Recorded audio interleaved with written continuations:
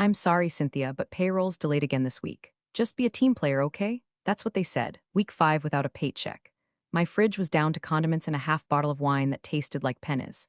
I stood there in my apartment, holding a post-it that said rent, 4 days overdue, while the VP sipped his oat milk latte on Zoom and reminded us we were part of something bigger than ourselves. I don't cry easy. I'm the kind of woman who makes lists in the middle of panic attack. But that day, I sat down on the floor next to the fridge, staring at the crisper drawer like it was going to birth a miracle salad. And I thought, I have built this entire $400M operation with duct tape, deadlines, and zero recognition. And I'm the one skipping meals? Maybe that's why you should hit that subscribe button. I mean, 90% of folks listen to these stories without subscribing. And if you're already here, might as well throw in a like. Keeps the lights on. Literally, I'm not above Venmoing a listener for a frozen pizza at this point. Anyway, they said Brent was leading the charge. That was the actual phrase used by our VP Mitch in an all-hands email that smelled like a LinkedIn post humped a Hallmark card. Meanwhile, Brent hadn't logged into a single project dashboard in 4 months. But there he was. His square always the biggest on the call, his video always on with perfect lighting and that stupid fake ficus behind him. The man had more hair gel than deliverables. Every time something went sideways, Mitch would sigh and say, well, Brent's under a lot of pressure. Let's pick up the slack for now. Slack, that's funny. Because while I was coordinating 28 vendor integrations, managing 3 offshore dev teams, and filing 12 change requests a week, Brent was slacking so hard I'm surprised he didn't get a hernia from it. Still, I smiled. Still, I nodded. Still, I wrote the damn recovery plans, because that's what I do. I'm Cynthia. Project coordinator, emergency therapist, contract whisperer, systems necromancer. The quiet one who makes it all happen while other people present my work with their voices 2 octaves deeper and their suits 2 sizes tighter. If there's chaos, I tame it. If there's a mess, I clean it. If someone screws up, I build the duct tape bridge over it and smile like nothing happened. Brent was the golden boy. I was the ghost in the machine. And for the longest time, I was okay with that. When this project kicked off, the $400 million systems integration for one of the biggest enterprise clients in the country, I thought this might finally be the thing. The one that moved me from back-end to boardroom. Maybe not literally, but at least out of the shadows. I spent weekends writing workflows in my kitchen, sketching dependency trees on napkins while my cat judged me from the stove. Then, slowly, Brent began disappearing. First it was Brent's in client meetings. Then, Brent's traveling. Then it was Brent needs to focus on high-level strategy, which apparently meant forwarding my emails and asking ChatGPT for synonyms for synergy. I was told to stop CCing him on technical threads. He found them distracting. Mitch told me directly, don't overload Brent. Just summarize the deliverables for him, so I did, every Monday. I sent that man neatly packaged updates with charts, status indicators, and color-coded risks, like he was prepping for a 7th-grade book report instead of a multi-million-dollar deal. Meanwhile, I was burning out like a firecracker shoved in a toaster. My laptop had literal duct tape on the hinge. I hadn't taken PTO in 17 months. And still, when Mitch said we needed to tighten belts to protect the budget, I offered to cut my hours. Not because I wanted to, but because the team needed it, because I thought we were all in it together. And then the meeting. The all-hands Zoom. Mitch's face unusually solemn. The camera slightly tilted like he wanted us to see his serious side. His voice low, syrupy, fake concerned as he said, I have difficult news. Brent has taken a medical leave. It's serious. He's fighting for his life. I remember blinking just once. Then typing in the team chat, can we get clarity on how this affects contract timelines? No answer. Mitch kept talking. Something about rallying, something about sacrifice. Brent wouldn't want us to stop. He'd want us to finish this mission. Finish this mission, like we were storming Normandy, not debugging middleware. Then he dropped the bomb. Payroll is frozen for the next 8 weeks. Voluntary, of course, but we're asking those who believe in this project and in Brent to step up, to keep going. We'll make things right later. I sat there dead silent while the chat flooded with reaction emojis. Thumbs up, prayers, someone typed, you got this, Brent. My heart pounded so hard I thought the mic might pick it up. I looked at my own face in the camera square, drawn, pale, tired. And then I smiled, 'cause something cracked, not loudly, not like a snap, but quiet like the click of a lock you didn't know you turned. And right then I knew, if Brent was dying, someone forgot to tell his Instagram. You ever watch a man pretend to cry while wearing a Rolex that could pay off your student loans? That was Mitch, our dear VP, live on Zoom, choking out a half-hearted sniffle like he'd practiced it in his Tesla's rearview mirror. This isn't easy to say, he said, pausing like the drama club kid who thinks a beat means a standing ovation. Brent's situation is grave. He's on medical leave and it's life-threatening. Cue the gasps. A few oh-no's in the chat. Someone actually typed, take all the time you need, brother. I sat frozen in my kitchen, coffee going cold, eyes flicking between my notepad and his smug little square. He had the nerve to wear a Team Brent lapel pin. Who the hell prints lapel pins overnight? He said Brent was fighting for his life. But I noticed something weird. No hospital name. No details. No he's asked for privacy. Just this vague fog of martyrdom wrapped in business casual. Then came the kicker. Effective immediately, Mitch continued, voice thick with what I assume was recycled crocodile tears, we're instituting a temporary payroll pause for all non-salaried project contributors. We understand this is a sacrifice. Brent gave everything to this company, and now it's time we give back. Sacrifice. That's the word he used, like we were laying down our paychecks on an altar to corporate Jesus. I opened Slack. Half the team was already reacting with folded hands emojis and #Brent strong hashtags. A few brave souls DM'd me. Is this legal? Wait, what? Did you know? I didn't respond because I was too busy trying not to scream. I'd already been working unpaid overtime for 3 weeks, just until budget approval. Now they were freezing actual pay? My rent was due in 6 days. I had maybe $320 left in checking, and my gas tank looked like a sad piñata, colorful warning lights blinking every time I started the engine. Still, I stayed quiet. You don't speak up right away. Not when you're the woman who's always calm, always professional, always dependable. You don't break character just because the ship's taking on water. You double-check the deck plans and start bailing silently. So I unmuted, voice smooth like steel. Can we get a signed addendum reflecting the revised contract timeline, considering the compensation pause? Silence. Then Mitch blinked, looked off-screen like someone was cueing him, and replied, let's not get bogged down in bureaucracy right now. We need to move as one. Move as one. Funny how that always means you do the extra work while they golf through your funeral. After the call ended, my inbox was immediately flooded with new deadlines. No extensions, no adjustments, just new deliverables, new expectations, all under the holy banner of Brent's brave battle. I made a spreadsheet, because when you're being screwed, the first thing you do is document the angles. Every hour I worked after that moment went into a separate file. Every Slack convo, every vague directive from Mitch that reeked of plausible deniability. I tracked vendor communications, third-party timelines, even the exact language he used to guilt-trip us into unpaid labor. But that was just insurance. At the time, I still believed maybe, just maybe, there was a chance Brent really was sick. Maybe Mitch was embellishing. Maybe I was just bitter. Maybe this was the price of loyalty. Then came the email, or rather the Gmail. No name. No text, just a subject line, you deserve better than this, and a link. A short one, bit.ly, suspicious as hell. I hovered over it for a solid 2 minutes before curiosity caved my better judgment. I clicked. It opened to a promo video. Bright tropical colors, steel drums, bikini-clad contestants. Title card, Island Reboot, season premiere, and there he was, Brent, wearing swim trunks and a $10,000 smile. Shirtless, flexing, dancing by a bonfire like he hadn't ghosted a $400 million rollout, but was instead auditioning to be the next Bachelor. Castaway edition. The voiceover purred, he left corporate chaos to chase clarity. Meet Brent, the ex-executive turned soul searcher. Can he find love and himself? Then it cut to a confessional. Brent, hair tousled, skin oiled, eyes glinting. Honestly, I just needed a reset. Corporate life was killing my vibe. This island. This is my reboot, I stared. Then I hit replay, just to be sure. Yep, same Brent, same face. Same guy fighting for his life according to Mitch. And that's when it stopped being sad and started being surgical. Because suddenly I wasn't just broke and betrayed, I was awake. And they were going to regret the hell out of asking me to be a team player. I watched the video again. Brent, shirtless, grinning like a used car ad come to life, whirled a flaming stick while a host with suspiciously white teeth shouted, will Brent find true love or just himself? Behind him, some poor intern had photoshopped a sunset so aggressively it looked like the sky was on ketamine. The man was not only not dying, he was thriving. Spritzed, oiled, emotionally available, and ready for love. On national TV. Meanwhile, I had bounced my electric bill because I believed he was fighting for his life. I didn't even know who sent me the email. No signature. No subject line beyond thought you should see this. Burner Gmail, obviously. Could have been a pissed-off contractor, a fellow grunt, someone on the client side. Didn't matter. Because whoever they were, they gave me a loaded gun and a green light. The teaser had less shame than a Vegas buffet at 2 a.m. Brent flexed while talking about letting go of the corporate grind and rediscovering passion. At one point, he actually winked at the camera and said, in my old job, people relied on me. Now I rely on me. Cut to a woman in a bikini biting her lip. Back in the real world, Mitch had just sent out an internal memo titled, We Carry Brent's Torch. I wish I were making that up. It read like a sermon. Though our brother Brent faces his darkest hour, let his journey inspire us. Now is not the time for doubt, it is the time for loyalty. Loyalty. He loved that word. Mitch tossed it around like it was a free snack at a vendor booth.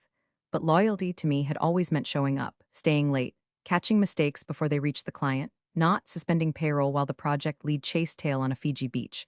Still, I didn't say a word, not yet. Instead, I opened a new Google Doc, titled it Torch Watch. Inside, I wrote, 38 unpaid hours since the announcement, 14 ignored Slack DMs budget implications, 9 deliverables Brent was assigned, all completed by me, One reality show link, then I went to LinkedIn and started watching. Mitch had gone quiet there. Probably too risky. But one of the junior PMs posted a Support Our Warrior Brent update with a filtered headshot of him from 3 years ago and the caption, "Sending strength to our fearless leader." It had 47 likes and 3 comments. One from Mitch, of course, a true inspiration. I clicked the teaser link again. Brent, this time in a cowboy hat, saying, "You can't find love if you're stuck in spreadsheets." I almost dropped my coffee. Meanwhile, deliverables were piling up. The client was asking for weekly updates. I was working nights, weekends, fielding panicked calls from dev teams who hadn't been paid. Mitch refused to get on status calls. He claimed he was managing the morale narrative. His newest thing was voice memos sent over Slack, which felt like getting punched in the face with a text talk.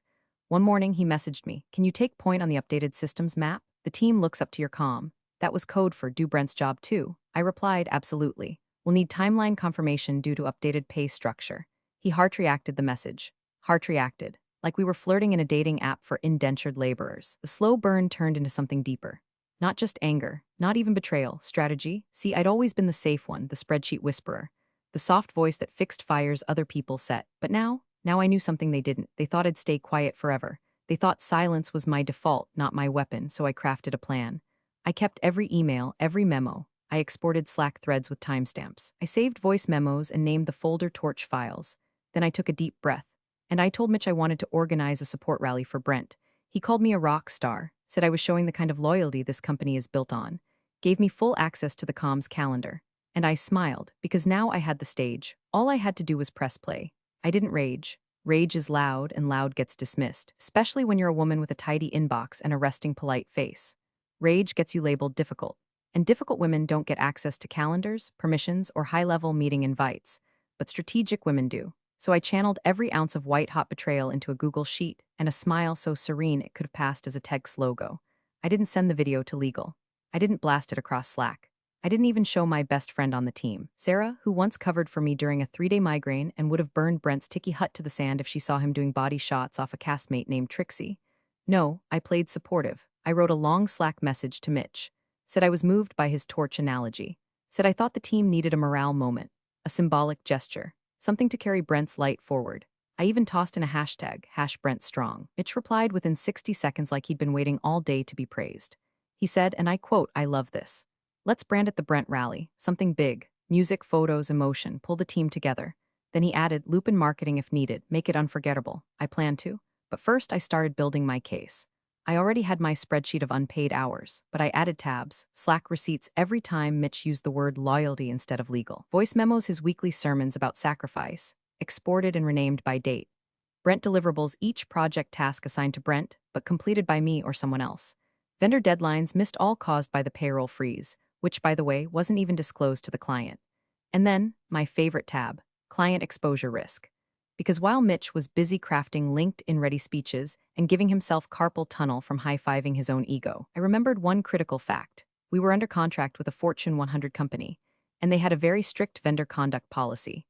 So I did what any respectful, smiling, quietly furious woman would do. I invited someone. Her name was Simone Patel, and her title was Head of Vendor Compliance, North America. She had exactly 147 LinkedIn connections, a 6-month-old post about the importance of ethical partnerships, and, most importantly, her name was on every single quarterly audit summary we received from the client. I sent her a very polite email. No red flags, just a courteous heads up. "Hi Simone, we're hosting a virtual morale event to honor our team lead, Brent Hargrove, who is currently on medical leave. Would love for you to attend, since you've worked closely with Brent over the last year, and your voice would mean a lot to the team. We'll keep it short, 10 minutes max. Let me know if you're available. Warm regards, Cynthia." I attached the invite, no fuss, no italics, just calm professionalism and a landmine under the rug. Then I started building the presentation. I dug up every flattering photo of Brent I could find, company picnics, client events, even the one where he pretended to build a habitat house but only held a hammer for 6 seconds. I made a beautiful slideshow, black and white filters, royalty-free piano music. And then, at the very end, I inserted one last file. A muted teaser video titled Client Address Brent MP4. It started like a normal confessional. Brent, grinning in that smug, oiled-up way, saying, "Honestly, I just needed out. Corporate life was soul-killing. This is my reboot. I edited nothing, because the truth doesn't need edits." The whole time I was doing this, Mitch was feeding me access, shared folders, calendar permissions, even invited me to co-host the Zoom. "You're amazing," he said in Slack. "This is why people trust you." I wrote back, happy to help carry the torch. And I meant it, because I was going to light the damn building on fire with it. The trick is making them think it's their idea. Mitch was already floating 10 feet above the ground after my last message, said things like, "This is leadership, and you've really found your voice, Cynthia." He even dropped the phrase executive presence, which from a man like him is the corporate version of a marriage proposal. So when I sent him the invite list, he practically salivated. "Oh, this is perfect," he messaged, followed by that creepy smiling emoji with too many teeth. "Mind if I forward to the client? They'll love the optics." Of course, I said and hit him with a smiley of my own, because the optics were the point. I included all the client-side PMs, a few procurement folks, even looped in two of their vendor review specialists for good measure. Everyone thought it was a show of gratitude for Brent. A beautiful, sanitized performance of collective grief and team resilience.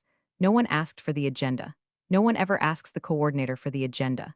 Which is why I was able to quietly upload the final file, client address Brent MP4, and slot it into the end of the slideshow like it belonged there. It was barely over a minute long, just enough to make the room spin. I triple-checked the stream, ran the zoom through OBS so I could control transitions, set each clip to autoplay in sequence, labeled them with safe names like Brent Memories 1, Brent Memories 2, Final Thoughts. Mitch dropped into the prep call that morning with a fresh haircut and the kind of smug glow you only get from believing your own bullshit. "I just want to say, Cynthia, you really stepped up." The client already replied that this is the kind of unity they love to see in a partner. He was practically vibrating with the thrill of being in control of someone else's effort. "Glad to hear it," I said, adjusting my mic. "We're all carrying the torch." He laughed and said, "Exactly." Then he asked me to do the actual presenting, which was perfect, because I wanted every eye on me when the match hit the gasoline. I opened the rally with a soft voice and fake glassy eyes, like someone on the verge of tears. "We've all been through a lot," I began. "But Brent built this team with vision and heart. Today isn't just about remembering that, it's about continuing it." Mitch was off camera but sent clapping emojis in the chat. Slide 1, Brent smiling at the company holiday party, wearing a Santa hat and pretending to enjoy his own employees. Slide 2, Brent shaking hands with the CEO of the client, back when he used to show up to meetings. Slide 3, Brent giving a presentation I wrote. All set to a piano melody I pulled off YouTube's royalty-free library titled Hopeful Sunrise. The chat filled with "Red and miss you Brent and when he's so strong." Mitch typed, "This is beautiful, Cynthia." I gave it a 10-second pause, then clicked the final slide, muted video. Brent, shirtless, wearing that goddamn cowboy hat in a beach chair under a palm tree. Voiceover rolled in, crisp and chipper, coming this fall. "Island reboot, where second chances are sexy." Then Brent, "I used to think I mattered in boardrooms. But you know what? Corporate life was sucking the soul out of me. I needed this.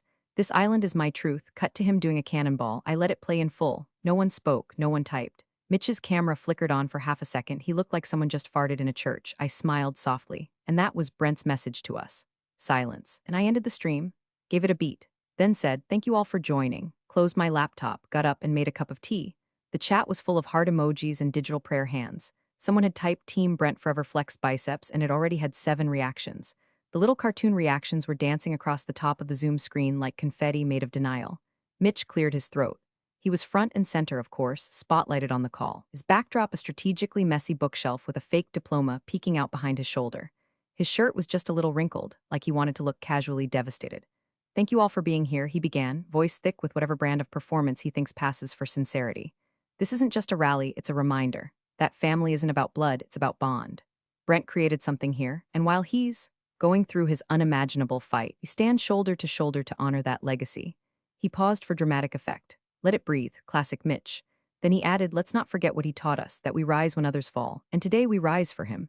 I nodded like a good little soldier, then took control of the screen share. "Let's begin," I said softly and hit play.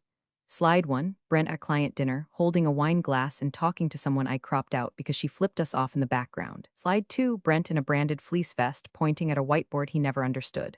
Slide 3, a selfie he posted after our first major milestone. He wasn't even in the building that day. The music swelled, generic inspiration. A song designed for commercials about dental implants or mid-size sedans. The chat rolled in again, "We miss you, Brent." Wishing strength and healing. Still leading, even now. I advanced to the final slide. Client address Brent MP4. It started with a beautiful drone shot of a beach. Aqua waves, gentle guitar. A logo flashed, "Island reboot, when the grind goes too far." Then it cut to Brent, sitting in a canvas chair under a palm tree, cocktail in hand, wearing swim trunks and that now infamous cowboy hat like a man trying to cosplay as laid-back masculinity. "Honestly," he said, smiling straight into the camera like he was flirting with America, "I just wanted out. Corporate life was soul-killing. This is my reboot." The music shifted, something tropical. He ran into the surf with 2 women, one in a red bikini, one wearing a GoPro on her forehead. Cut to Brent in a confessional fresh from a spray tan saying people back home might not get it, but I had to choose me. You only live once. Silence. In the Zoom gallery, I watched squares freeze. People stopped blinking. The chat went dead. I saw someone's toddler walk into frame and get yanked out like a ghost had just entered the room. Then, chaos. Mitch's voice crackled in, sorry folks, bit of a tech hiccup, let me just, his screen stuttered. He tried to kill the feed, but I'd already set it to autoplay. It was baked in. Too late. Brent was now shirtless again, doing push-ups in the sand while narrating, this journey is about healing and hot tubs, maybe falling in love with someone who sees the real me. Back in Zoom, Mitch's camera snapped back on. He looked bad, pale, sweaty, like someone had yanked the Ethernet cable out of his ego. Someone on the client side unmuted. I couldn't see who yet, just a little orange border lighting up their square. Is this a joke? No one answered. Mitch tried again. Let's all just pause, okay? Brent's, he's going through a complex process right now. Complex process. Meanwhile, Brent on the screen was jumping off a cliff into crystal clear water, screaming, let's go. The feed finally ended. Black screen. Silence. I waited. Not one person left the call, because the wreck was too beautiful to look away from. Then the square lit up again. Same voice, calm, sharp. Could someone from your team confirm when this footage was recorded? Still, no one answered. Mitch's cursor hovered over the leave button. And then my screen flashed. Slack message from Mitch. What the hell did you do? I didn't reply. I just muted myself and sat back because the setback wasn't mine. It was his and it had a tan line. There was a moment right after Brent's spray-tanned abs disappeared from the screen where the Zoom call felt like a funeral interrupted by a fart. You could hear people breathing. A few shuffled papers. One guy coughed, not because he had to, but because he didn't know what else to do with his face. And then her square lit up. Top right corner, dark blazer. Minimal jewelry, eyes like twin X-Acto knives. Simone Patel, the head of vendor compliance for the client. She'd been silent the entire time, no reaction during the slideshow, not even when Brent called corporate life a toxic cesspool of mediocrity. Not a blink when he did synchronized yoga with two influencers on a beach towel shaped like a pizza slice. But now she unmuted and said 5 words, is this a bit? Her voice wasn't raised, it wasn't angry. It was the verbal equivalent of wiping down a scalpel before surgery. Nobody answered. Mitch's face was frozen like he'd seen a ghost, and the ghost was holding HR policy in one hand and a loaded revolver in the other. I watched him flinch, blink, open his mouth, close it. Then a second square lit up. Was this disclosed during the last compliance review? Asked a man with a deep voice and a background that screamed legal. A bookshelf, a brass lamp, the kind of room where bad news comes on company letterhead.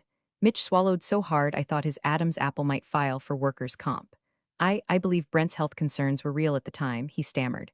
We were told, limited availability due to medical leave. Who told you?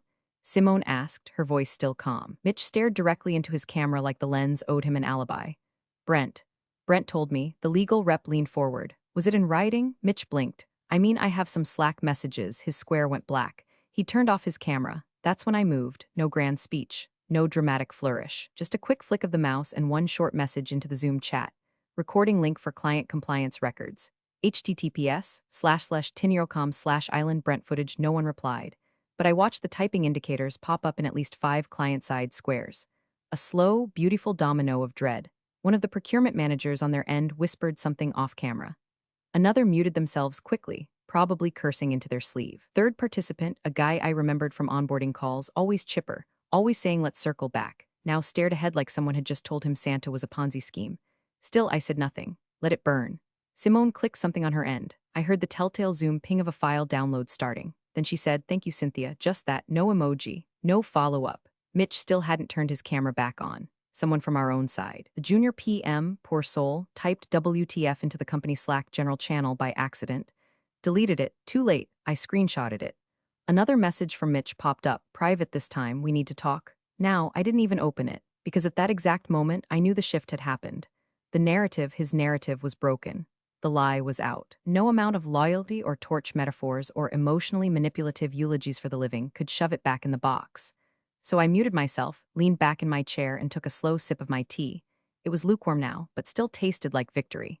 The next morning, the Slack workspace was quiet. Too quiet. No happy Thursday from the marketing interns. No motivational quotes from Mitch. No gifs of cartoon animals high-fiving to celebrate making it to Q4. Just silence, broken only by the occasional automated reminder that someone hadn't updated a Jira ticket in 72 hours. Then came the memo. It arrived as a PDF attachment in a company-wide email from legal, subject line, client contract status, immediate attention required. Body of the email. One sentence, all payments and outstanding invoices have been paused pending external compliance review. The air left the building. No payments, no budget, no buffer. Every outstanding bill frozen. Every active invoice placed in limbo. Every late-night Slack ping I got from the dev team in Mumbai, unpaid. Every deliverable Brent never touched but I completed anyway, dead in the water. And the best part? They couldn't even be mad at me because I didn't leak anything. I didn't hack, I didn't go public. I hosted a company-sanctioned Zoom event with full VP endorsement and played a publicly available promotional video. Brent's own Instagram bio had the network's link in it. His own post that morning, shirtless on a paddleboard, caption "Find yourself, even if it costs you everything dizzy," had 3,000 likes. It was already out there. I just pointed the flashlight at it. The fallout came fast. The client's legal team launched an internal audit. Every email between Mitch and Brent was pulled. Every approval, every "he's out sick" line item. Procurement wanted timeline justifications. Vendor compliance wanted a list of who knew what and when. HR called an emergency meeting. Mitch didn't show. Instead, he posted a Slack message in the leadership channel, which someone kindly screenshotted and leaked. Let's remember, we were misled too. Brent gave us false information. We're victims of this just like the client. Victims? That word hit the company like a match in a hayloft. Because victims don't forward emails saying, "Let's not disclose Brent's absence just yet. We'll lose leverage." They don't deny contract amendment requests or ignore timestamped Slack threads from me asking about labor compliance. And they sure as hell don't cut payroll while their golden boy applies bronzer for reality TV. But I had it all. I opened my TorchWatch spreadsheet and copied 4 key tabs into a new file called Audit Documents Final Zip. Slack logs Brent availability claims, email threads non-disclosure to client, timeline vs pay suspension chart, rally planning approvals W/timestamps, sent it to legal. CC'd Simone from the client side. Said nothing extra. Just attached the file and wrote, "Per your request." I didn't get a response. But half an hour later, the CFO removed Mitch from the billing approvals list. Meanwhile, the video? Viral. Someone on the dev team clipped the juiciest part, Brent in his confessional, hair wet, eyes glistening, saying, "Corporate life was soul-killing. I'm finally free to be who I am." They added text over it. Meanwhile, back at the unpaid labor factory, it hit Reddit. Then TikTok. Then LinkedIn, ironically. Hashtag, #greased and gone, it trended for 3 hours. Long enough to make the entire company feel radioactive. Mitch tried to spin it. Posted a tone-deaf message in Slack about growth through adversity and staying the course. But nobody bit. Even his usual yes-men stayed quiet, likely trying to figure out how far down the org chart they could safely fall before the ground stopped moving. As for me, I didn't gloat, didn't update my LinkedIn, didn't post a thing, because this wasn't about revenge anymore. It was about precision. I'd spent years duct taping systems together with grace and grit while men like Brent collected applause for my sweat. I'd fixed their fires, patted their egos, and carried the damn torch. Now, I let it drop, and watched the whole house go up, not with joy, but with clarity, because sometimes the cleanest wins don't feel like wins at all. They just feel like finally breathing again. The emergency call was scheduled for 8 a.m., but the invite hit my inbox at 3:47 a.m., which told me exactly how panicked they were. You don't loop in the entire client board, internal legal, outside counsel, and me unless the plane's already in a nosedive and someone's yanked off the cockpit door. I brewed my coffee in silence, got dressed like it was a funeral, because in a way it was. The call opened with video off for most. Everyone just names in little gray rectangles, hovering like ghosts. Mitch was there, already sweating through his dress shirt. He turned his camera on like it would win him points, but it only made him look more desperate. The CFO was dialed in from a dark office, eyes twitching to whatever email barrage was stacking up off-screen. Then came Simone. She didn't raise her voice. She didn't need to. She read the policy like she was reciting a lullaby. "Per vendor conduct policy," she said, flipping to a page that might as well have been scripture. "Any willful misrepresentation of executive availability during the course of active contract fulfillment shall result in forfeiture of guaranteed payment structures and trigger full compliance review." Her square stayed still. Her eyes didn't even flicker. That includes presenting unavailable executives as actively engaged, omitting leave disclosures, or implying management continuity where none exists. I could hear Mitch swallow, that wet click of fear. Then she added, as casually as someone asking for extra ice, "This appears to have occurred here." Silence. Mitch leaned forward, voice a shade too bright. "I understand how this might look, but I want to be clear, we were misled. Brent told us privately that he was dealing with health issues. We had no idea he had made other arrangements. Like he was at a dentist appointment instead of tongue-kissing a Pilates instructor on episode 3 of Island Reboot." Someone on the client side unmuted. Deep voice. "Authority wrapped in molasses. We've reviewed the planning materials for your internal rally. The video clips, the invite trail, there were approvals. Your own name is on them, Mr. Harper." Mitch stammered. We believed he needed privacy. Then came the dagger. Simone tilted her head slightly and said, "Cynthia, can you confirm the timing of your payroll suspension?" I unmuted, only once. Payroll was suspended the same week Brent began filming. According to broadcast records and internal memos, that would be week 14 of the quarter. I paused. And I believe that's clause 12C. 12C. The clause that tied milestone payouts directly to executive continuity and availability. The clause they buried in legalese. The clause I asked twice to be reviewed when they suspended my pay. And the clause that now set the whole contract on fire. Mitch blinked like he'd been slapped in slow motion. The CFO slowly turned his chair toward the compliance feed like he was watching a train crash in 4K. And the client board lead, who'd been quiet up until now, finally spoke. We'll be transferring project oversight immediately. Pause. Then, Cynthia will be in touch, that was it. No drama, no finger pointing, just the gavel drop of professional execution. Mitch opened his mouth again, but the call was already ending. The little boxes started disappearing one by one. Even his square faded before he could speak. I didn't smile, didn't high-five myself, just exhaled, long and slow, like I hadn't breathed in months. Then I closed the laptop, stared out the window, and felt the stillness settle in. The quiet after the burn. 30 seconds later, my phone buzzed. New email. Subject line, we trust the ones who stay. Attachment. Consulting retainer, client transition agreement. My hands didn't shake. I didn't cheer, I just opened it. Read it. And for the first time in years, let myself believe that I wasn't just fixing other people's messes. I was the one who stayed. And this time, I was the one who got to leave on my own terms. Thanks for watching, you cubicle warriors. Hit that subscribe button. Unless you're my old boss, then you're on your own. Revenge of the coffee pot strikes again.